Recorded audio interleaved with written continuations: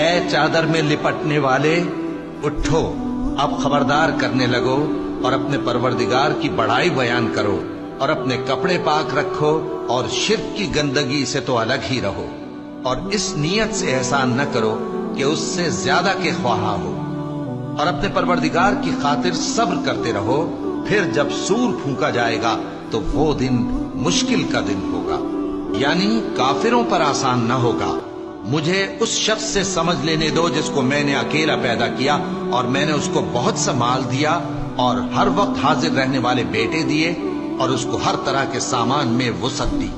پھر بھی لالچ رکھتا ہے کہ میں اسے اور زیادہ دوں۔ ایسا ہرگز نہیں ہوگا، یہ ہماری آیتوں کا بڑا مخالف رہا ہے۔ میں اسے ایک بڑی چڑھائی چڑھاؤں گا۔ اس نے غور و فکر کیا اور ایک بات ٹھہرا لی، یہ مارا جائے، اس نے کیسی تجویز کی، پھر یہ مارا جائے،